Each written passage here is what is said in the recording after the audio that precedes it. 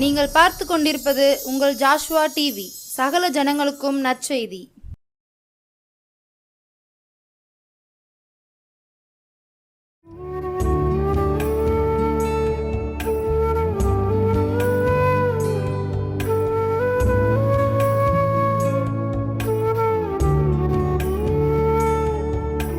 கர்த்தரும் உலக இரட்சகருமாகிய கிறிஸ்து இயேசுவின் நாமத்தினாலே ஜோசுவா டிவி நேயர்களை மறுபடியும் சந்திப்பதிலே ரொம்பவே மகிழ்ச்சி. நாம் இன்றைக்கு சற்று நேரம் தியானத்திற்கென்று எடுத்துக்கொண்ட வேத பகுதி வெளிப்படுத்தல் விசேஷத்தில் 3ஆம் அதிகாரத்தில் 8வது வசனத்தில் இப்படியாக எழுதப்பட்டிருக்கிறது. உன் கிரியைகளை அறிந்திருக்கிறேன், உனக்கு கொஞ்ச பலன் இருந்தும் நீ என் நாமத்தை மறுதலியாமல் என் வசனத்தை கை கொண்டபடியினாலே இதோ திறந்த வாசலை உனக்கு முன்பாக வைத்திருக்கிறேன், அதை ஒருவனும் பூட்ட மாட்டான். அப்படியே நாம தலையை தாழ்த்தி ஜெபிப்போமா? இஸ்ரவேலின் பரிசுத்தரை நோக்கி பார்ப்போமா? ஜெபிக்கிறவர்கள் ஜெயிக்கிறவர்கள் ஆகுவார்கள். ஜெயிக்கிறவர்களுக்கு ஜீவ விருட்ச கனியை கர்த்தர் கொடுப்பேன் என்று வாக்கு கொடுத்திருக்கிறார். பிதாவாகிய தேவனுக்கு முன்பாக, தூதர்களுக்கு முன்பாக அவர்களை அறிக்கையிடுவேன், ஜீவ புஸ்தகத்திலிருந்து அவர்கள் பெயரை கிறுக்கி போட மாட்டேன் என்று சொல்லி இருக்கிறார். நம்ம ஜெபம் பண்ணணும். இரவும் பகலும் நேரம் கிடைக்கிற போதெல்லாம் சந்தி மத்தியால வேளைகளில் நம்ம ஜெபம் பண்ணணும். இதோ திறந்த வாசலை உனக்கு முன்பாக வைத்திருக்கிறேன் என்று கர்த்தர் சொல்லுகிறார். காரணம், கொஞ்ச பலன் உனக்கு இருந்தோம், நீ என் நாமத்தை மறுதலிக்கல, என் வசனத்தை கை கொண்டாய், அதனால நான் உனக்கு ஒரு பரிசு கொடுக்கிறேன். பரிசுத்தமும் அன்பும் நிறைந்த நல்ல ஆண்டவரே, இந்த இரவு வேளையிலும் கூட மறுபடியுமாக உம்மை நோக்கி பார்க்கிறோம். நீர் பிரகாசிக்க செய்கிறவர் என்று, தேடுகிறவர்களுக்கு தென்படுவீர் என்று, கேட்கிறவர்களுக்கு கொடுப்பீர் என்று இயேசுவின் நாமத்தில் நாங்க தேடுகிறோம். இயேசுவின் நாமத்தில் நாங்க கேட்கிறோம். பெற்றுக்கொள்ளும்படியாக, கண்டுகொள்ளும்படியாக தேடுகிறோம். வேத வசனத்திற்குள்ளே இருக்கிற வெளிச்சம் எனக்குள்ளும், எங்களோடு இருக்கிறவர்களுக்குள்ளும், இதை கேட்கிற ஒவ்வொரு பிள்ளைகளுக்குள்ளும் உண்டாகும்படியாக ஜெபிக்கிறேன் அப்பா. வெளிப்படுத்தல் விசேஷத்தில் 3ஆம் அதிகாரத்தில் 8வது வசனத்தில் உள்ள அந்த சம்பவங்களையும் வாசித்து தியானிக்க நாங்கள் ஆயத்தப்பட்டு இருக்கிறோம். எங்களோடு இருந்து நீர் கிரியை செய்யும். இயேசுவின் நாமத்தில் ஜெபிக்கிறேன் பிதாவே, ஆமென், ஆமென். அன்பானவர்களே, கடந்த வாரத்தில் இதோ திறந்த வாசலை உனக்கு முன்பாக வைத்திருக்கிறேன் என்று நாம் தியானித்திருக்கிறோம். நான் அவரை தியானிக்கிற தியானம் இனிதாயிருக்கும், என் இருதயம் கர்த்தருக்குள் மகிழும் என்று நாம் வாசிக்கிறோம் அல்லவா? துன்மார்க்கருடைய ஆலோசனையில் நடவாமல், பாவிகள் வழியில் செல்லாமல், பரியாசக்காரங்க உட்காருகிற இடத்துல உட்காராமல், கர்த்தருடைய வேதத்தில் இரவும் பகலும் தியானமாயிருக்கிற மனுஷன் பாக்கியவான் என்று எழுதப்பட்டு இருக்கிறது. கால்களுக்கு தீபமான வேத வசனம். ஆனா ஆண்டவர் இயேசு சொல்லுகின்றார் பாருங்க, ஆவியானவர் சபைகளுக்கு சொல்லுகிறதை காது உள்ள ஒருவன் கேட்க கடவன் என்று இங்கே எழுதப்பட்டு இருக்கிறது. வெளிப்படுத்தல் விசேஷத்தில் 3ஆம் அதிகாரத்தில் பாருங்க, பிலதெல்பியா சபையின் தூதனுக்கு நீ எழுத வேண்டியது என்னவென்றால், பரிசுத்தமுள்ளவரும் சத்தியமுள்ளவரும் தாவீதின் திறவுகோலை உடையவரும் ஒருவரும் பூட்டக்கூடாதபடிக்கு திறக்கிறவரும் ஒருவரும் திறக்கக்கூடாதபடிக்கு பூட்டுகிறவருமானவர் சொல்லுகிறதாவது, பாருங்க, உன் கிரியைகளை அறிந்திருக்கிறேன், உனக்கு கொஞ்ச பலன் இருந்தும் நீ என் நாமத்தை மறுதலியாமல் என் வசனத்தை கை கொண்டதினால் இதோ திறந்த வாசலை உனக்கு முன்பாக வைத்திருக்கிறேன், அதை ஒருவனும் பூட்ட மாட்டான். கொஞ்ச பலன். யோசேப்பு என்ற பக்தனுக்குள்ள கொஞ்சம் பலன் இருந்தது. ஆபிரகாம் ஈசாக்கு, யாக்கோபு என்கின்ற முன்னோர்களுடைய தேவனாகிய கர்த்தர் இந்த யோசேப்புக்கு தன்னை வெளிப்படுத்தினதுனால, தன்னுடைய தகப்பன் அந்த கர்த்தரை தொழுது கொண்டதுனால, பலிபீடம் கட்டினதுனால, கூடாரம் போட்டதுனால, கர்த்தரை தொழுது கொண்டதுனால, முன்னோர்களின் தேவன் எனக்கு சொந்தமாக இருக்கிறார் என்று கொஞ்சம் விசுவாசம் வைத்தான். கர்த்தருக்குள் கொஞ்சம் பலனடைந்து கொண்டு வந்தான். அதனால் அண்ணன் தம்பிகளால் பகைக்கப்பட்ட போதும் அவனுக்கு திறந்த வாசல். அண்ணன் தம்பிகளால் அந்நிய தேசத்திற்கு விற்கப்பட்ட போதும் அவனுக்கு திறந்த வாசல் உண்டாகும்படியாக கர்த்தர் அவனை நடத்தினார். அந்த ஆண்டவர் இயேசுதான் சொல்கிறாரு, உனக்கு கொஞ்சம் பலன் இருந்தோம், என் நாமத்தை மறுதலிக்கலை, என் வசனத்தை நீ கை கொண்ட, அதனால் உனக்கு திறந்த வாசல் உனக்கு முன்பாக இருக்கின்றது. இன்றைக்கு ஒரு சம்பவத்தை கூட நம்ம வாசிக்க போகிறோம், தியானிக்க போகிறோம். கடந்த நாட்களில் நம்ம சில சம்பவங்களை வாசித்து அதை தியானித்தோம். இந்த நாட்களில் நாம் நியாயாதிபதிகளில் 6வது அதிகாரத்தில் உள்ள சம்பவத்தை நாம் தியானிக்க போகிறோம். உனக்கு ஒரு பரிசு கொடுக்க இயேசுவாகிய நான் ஆசைப்படுகிறேன். உனக்கு ஒரு பரிசு கொடுக்க இயேசுவாகிய நான் ஆசைப்படுகிறேன். உனக்கு ஒரு பரிசு கொடுக்க கர்த்தராகிய ஆண்டவர், கர்த்தராகிய நான் ஆசைப்படுகிறேன். உனக்கு ஒரு பரிசு கொடுக்க கர்த்தராகிய நான் ஆசைப்படுகிறேன். திறந்த வாசலை உனக்கு முன்பாக, திறந்த வாசலை உனக்கு முன்பாக வைத்திருக்கின்றேன், அதை ஒருவனுமே பூட்டவே மாட்டான். கர்த்தர் பூட்டுனா யாருமே திறக்க முடியாது. கர்த்தராக இயேசு கிறிஸ்து திறந்தா உலகம் பூட்ட முடியாது, அதிகாரம் பூட்ட முடியாது.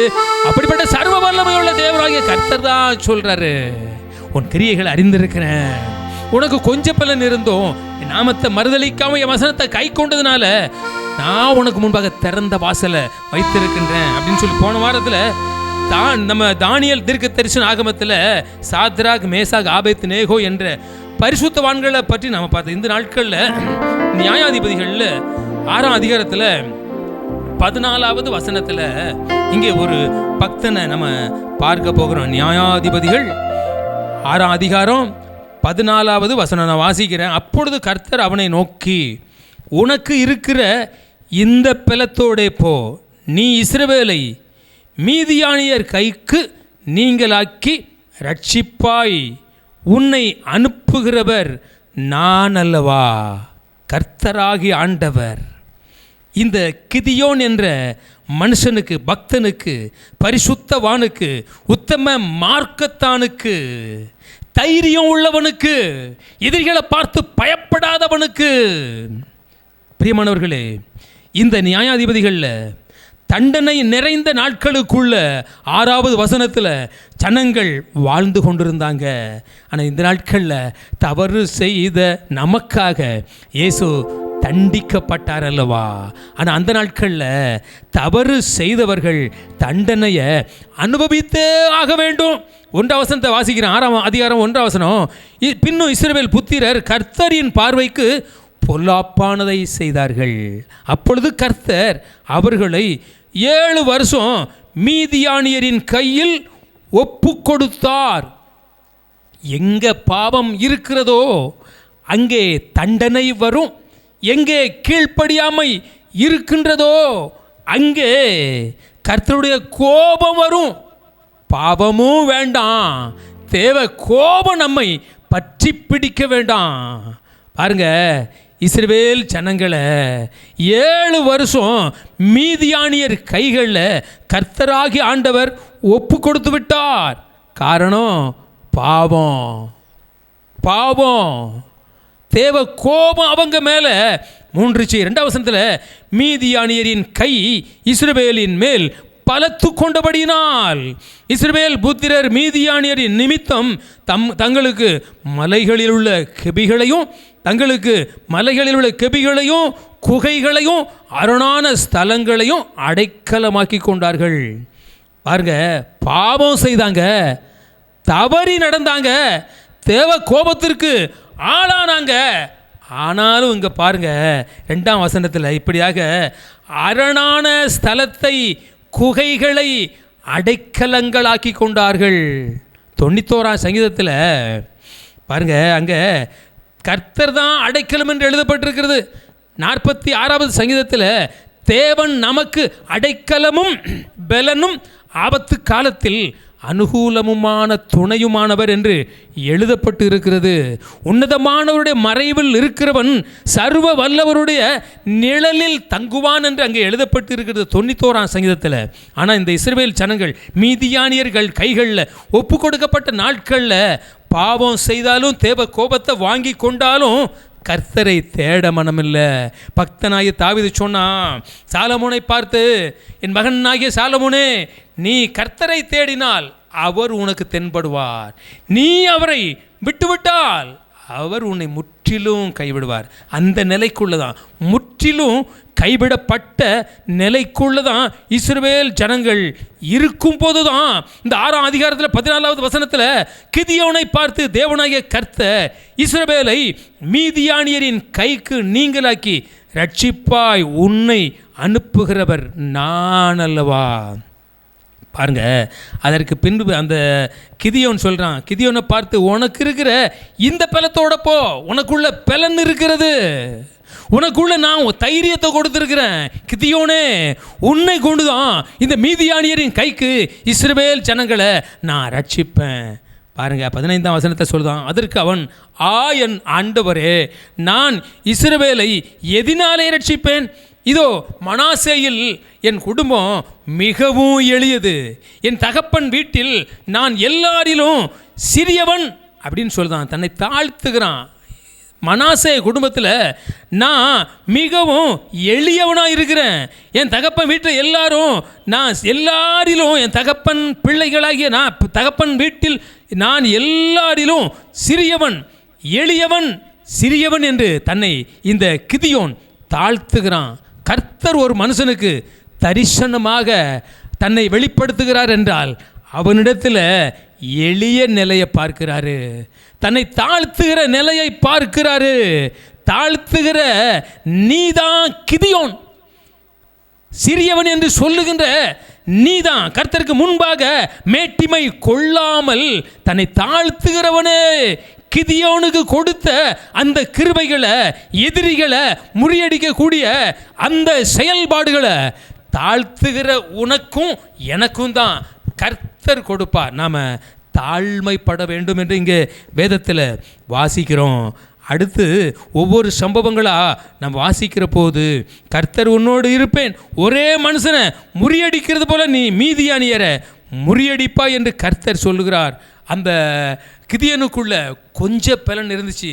அந்த பலன் கர்த்தருடைய வார்த்தையை கர்த்தர் பேச பேச அவனுக்குள்ள மறுபடியும் விசுவாசம், நம்பிக்கை, பலன், நம்பிக்கை, பலன் அவனுக்குள்ள வந்துருச்சு. மறுபடி அந்த கிதியோனுக்குள்ள நீர் தேவரீர் தான் என்று நான் அறியும்படியாக ஒரு அடையாளத்தை காட்டணும், அதற்கு நான் ஒரு காணிக்கையை கொண்டு வருவேன், அப்போ நீ போய் கொண்டு வா அப்படின்னு சொல்லி கர்த்தராகிய ஆண்டவர், கர்த்தருடைய தூதனானவர் சொல்லுகிறார். அவன் போய் கிதியோன் உள்ளே போய் வெள்ளாட்டுக்குட்டியையும் ஒரு மரக்கால் மாவிலே புளிப்பில்லாத அப்பங்களையும் ஆயத்தப்படுத்தி இறைச்சியை ஒரு கூடையிலே வைத்து அந்த ஆணத்தை ஒரு கிண்ணத்தில் வார்த்து அதை வெளியே கர்வாலி மரத்தின் மரத்தில் கீழிருக்கிற அவரிடத்தில் கொண்டு வைத்தான். அப்பொழுது தேவனுடைய தூதனானவர் அவனை நோக்கி, இறைச்சியையும் புளிப்பில்லாத அப்பங்களை எடுத்து இந்த கற்பாறையின் மேல் வைத்து ஆணத்தை ஊற்று என்றார். அப்பொழுது கர்த்தருடைய தூதன் தமது கையில் இருக்கிற கோலின் நுனியை நீட்டி இறைச்சியையும் புளிப்பில்லாத அப்பங்களையும் தொட்டார். அப்பொழுது அது அக்கினி பாறையிலிருந்து எழும்பி இறைச்சியையும் புளிப்பில்லாத அப்பங்களையும் பட்சித்தது. கர்த்தரின் தூதனானவரோ வென்றால் அவன் கண்களுக்கு மறைந்து விட்டார். 22வது வசனத்தில் அப்பொழுது கிதியோன் அவர் கர்த்தருடைய தூதன் என்று கண்டு ஐயோ கர்த்தரான ஆண்டவரே, நான் கர்த்தருடைய தூதனை முகமுகமாய் கண்டேன் என்று அவனுக்குள்ள ஒரு பயம் உண்டாயிருச்சு. பக்தனாகிய யாக்கோபு ஏசாவுக்கு பயந்த நிலையில் யாப்போக்கு ஆற்றுக்கு பக்கத்தில் தன்னுடைய குடும்பங்களெல்லாம் அந்த யாப்போக்கு ஆற்றை கடக்க பண்ணிட்டு பிந்தி தனித்திருந்தான் என்று நம்ம வாசிக்கிறோம். அந்த இடத்துல அவன் ஜெபம் பண்ண ஆரம்பித்தான். ஏசாவுக்கு நான் பயந்திருக்கிறேன் அப்படின்னு சொல்லி. ஒரு புருஷன் அந்த முழுதும் அந்த புருஷன் யாக்கோபிடத்தில் போராடியும் அவனை மேற்கொள்ளலை என்று நம்ம அங்கே வாசிக்கிறோம். அந்த இடத்திற்கு பெனியேல் என்று பெயரிட்டான்.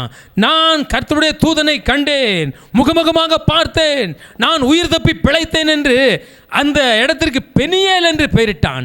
இங்கே இந்த 23வது வசனத்தில், அந்த 22வது வசனத்தில் கிதியோன் அவர் கர்த்தருடைய தூதன் என்று கண்டு நான் கர்த்தரை பார்த்து விட்டேன் எப்படின்னு சொல்லி பயந்த நிலையில் 23ஆம் வசனத்தில் அதற்கு கர்த்தர் உனக்கு சமாதானம், பயப்படாதே, நீ சாவதில்லை என்றார்.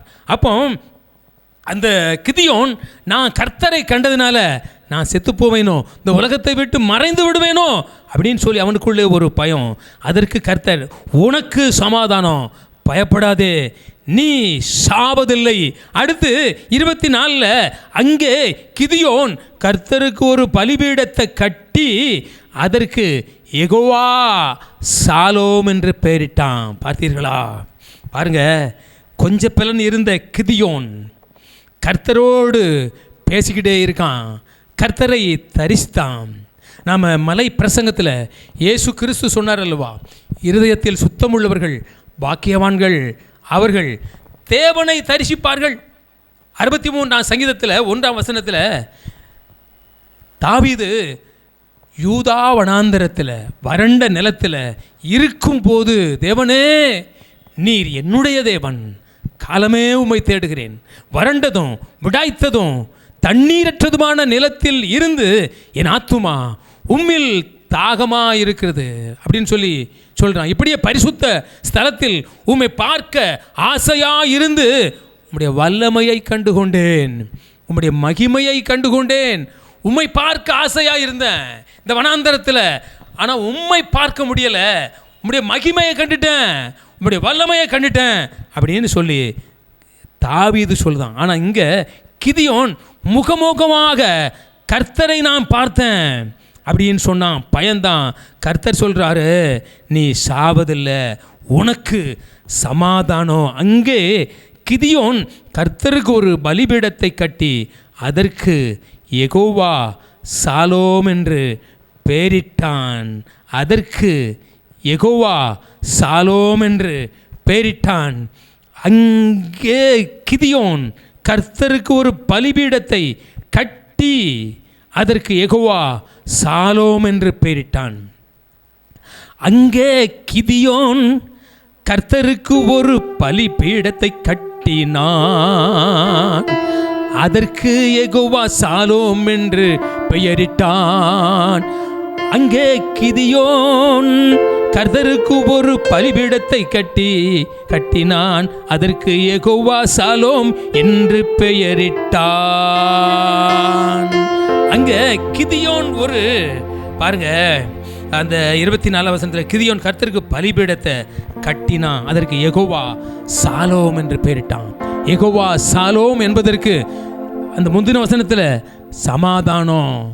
பாருங்க, யோவான் 14:27 இயேசு கிறிஸ்து சொல்கிறாரு, சமாதானத்தை உங்களுக்கு வைத்து போகிறேன், என்னுடைய சமாதானத்தையே உங்களுக்கு கொடுக்கிறேன், உலகம் கொடுக்கிற பிரகாரம் நான் உங்களுக்கு கொடுக்கிறதில்லை, உங்கள் இருதயம் கலங்காமலும் பயப்படாமலும் இருப்பதாக அப்படின்னு சொல்லி ஆண்டவர் இயேசு சொல்லுகின்றார். அப்போ கிதியோனுக்குள்ள கொஞ்ச பலன் இருந்ததுனால இந்த மீதியானியர் கைகளில் இஸ்ரவேல் ஜனங்கள் ஒப்பு கொடுக்கப்பட்ட நிலையில், அடிமையான நிலையில் அவன் போய் அந்த மீதியானியர்கள் கைகளுக்கு அவனுடைய அந்த வயலில் வருகிற வருமானத்தை அவன் போரடிக்கக்கூடிய நேரத்தில் தான் கர்த்தர் அவனுக்கு தரிசனமாகி உனக்கு சமாதானம் என்றார்.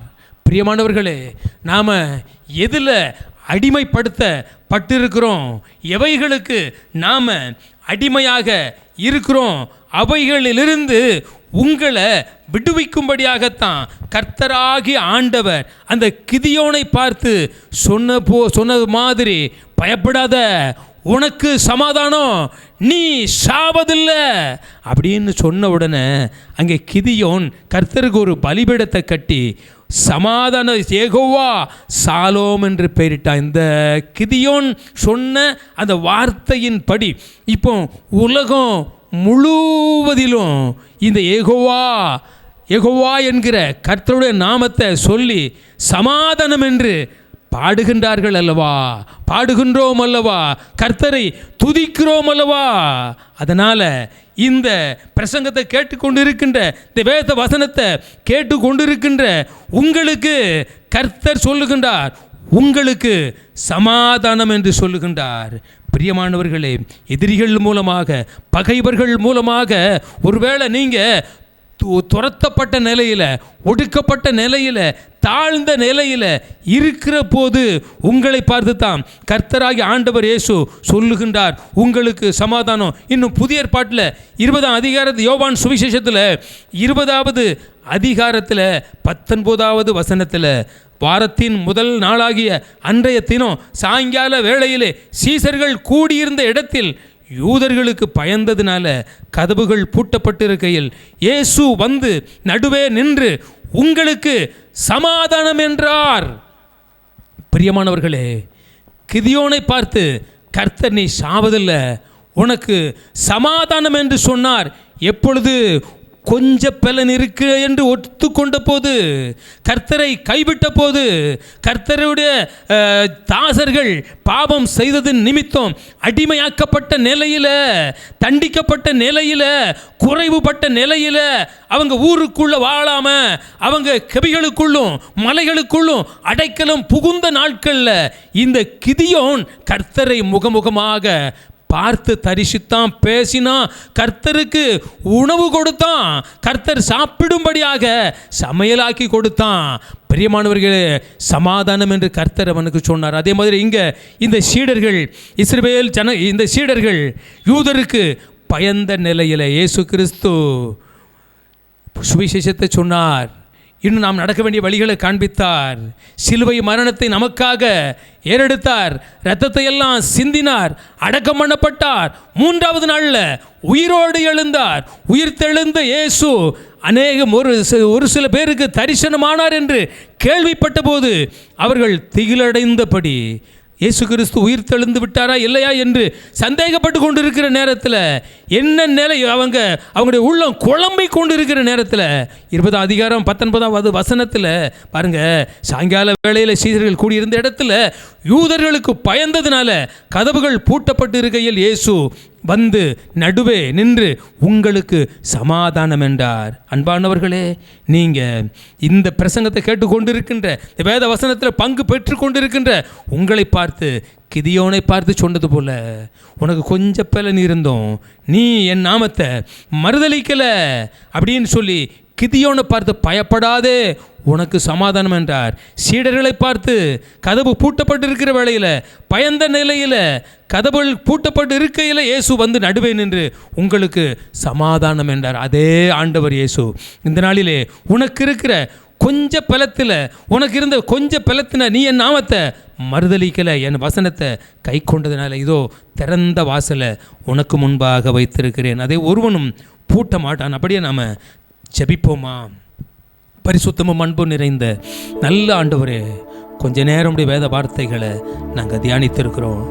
கிதியோனையும் அவனோடு நீர் பேசின வார்த்தைகளையும், அவன் கைகளில் நீர் வாங்கி அந்த அப்பங்களையும் அந்த பதார்த்தங்களையும் ஏற்றுக்கொண்ட அந்த காரியங்களையும், பலிபீடம் கட்டினதையும், உமக்கு ஒரு பெயர் சூட்டப்பட்டதையும், யெகோவா சாலோம் என்று சூட்டப்பட்ட பெயரை, உம்முடைய பெயரை, உம்முடைய நாமத்தை நாங்கள் அறிந்து தியானித்து அறிவித்திருக்கிறோம்.